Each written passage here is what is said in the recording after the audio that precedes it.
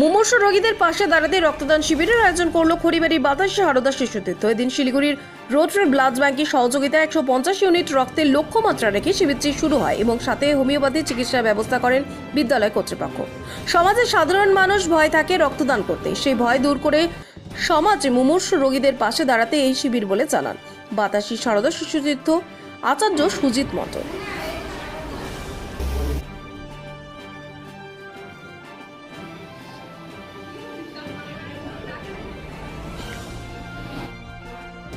রক্তদান জীবনদান। আমাদের বাতাসী সারদা শিশুতীর্থের পক্ষ থেকে এবারও এক বিরাট ব্লাড ডোনেশন ক্যাম্পের আয়োজন করেছি। এই ব্লাড ডোনেশন ক্যাম্পের প্রধান উদ্যোক্তা হলেন শিলিগুড়ি রোটারি ব্লাড সেন্টার।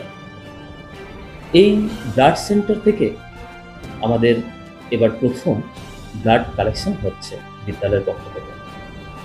তো আমাদের সমাজে একটা ভীতি রয়েছে ব্লাড দেব, তো তাই সেই ভীতিটা দূর করার জন্য আমরা ব্লাড ডোনেশন ক্যাম্পের আয়োজন করেছি, যাতে সমাজের মানুষ রক্ত দিয়ে সমাজের যে সকল মুমূর্ষ রোগী আছে তাদের পাশে আমরা গিয়ে দাঁড়াতে পারি।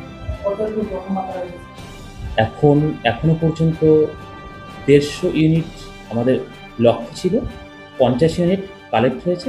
আশা রাখছি 2.5টার মধ্যে আমাদের লক্ষ্য পূরণ হয়ে যেতে পারে। এখানে রক্তদান ছাড়া রয়েছে হোমিওপ্যাথি চিকিৎসা, এক বিশেষজ্ঞ রয়েছেন হোমিওপ্যাথির।